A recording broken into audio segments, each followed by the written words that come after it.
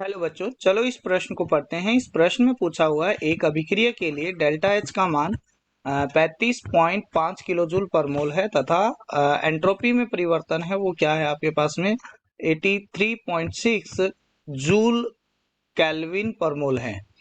अभिक्रिया किस ताप पर स्वतः परिवर्तित होती है ये आपको बताना है और ये बोला गया है कि डेल्टा एच और डेल्टा एस का ताप के साथ में अप्रभावित रहते हैं।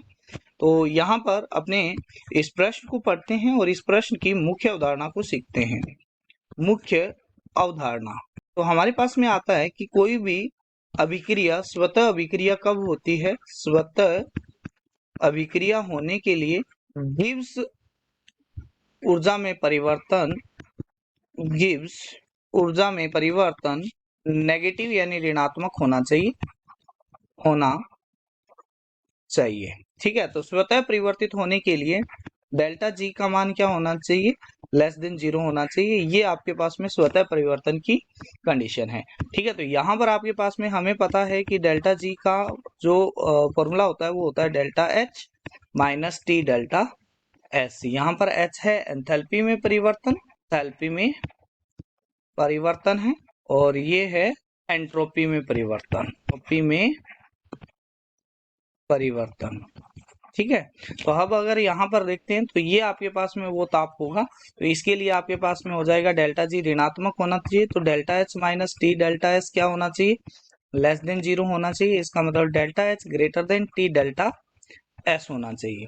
ठीक है, तो टी का मान है वो आपके पास में बड़ा होना चाहिए delta H upon delta S से। ये स्वतः परिवर्तन की क्या हो गई, कंडीशन हो गई। अब यहाँ पर क्योंकि हमारे पास में दिया हुआ है कि डेल्टा एच का मान है 35.5 किलो जूल यानी 10⁻³ जूल पर मोल, ये आपके पास में दिया गया है और डेल्टा एस का मान आपके पास में दिया गया है 83.6 जूल केल्विन पर मोल, ये आपके पास में दिया गया है। ठीक है, तो अब यहाँ पर इसका मान रख देते हैं, तो T का मान होना चाहिए वो बड़ा होना चाहिए। डेल्टा H का मान रख देते हैं 35.5 इंटू 10⁻³ और डिवाइड में कर देते हैं 83.6।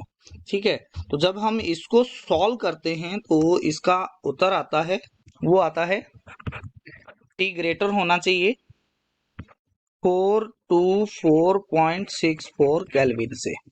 ठीक है, तो आपके पास में ये अप्रोक्सीमेटली जो उत्तर दिया गया है वो दिया गया है बी में कि टी का मान है वो 425 केल्विन से क्या होना चाहिए, बड़ा होना चाहिए। ठीक है, तो इसके ऊपर आपके पास में क्या होगी, अभिक्रिया स्वतः हो जाएगी।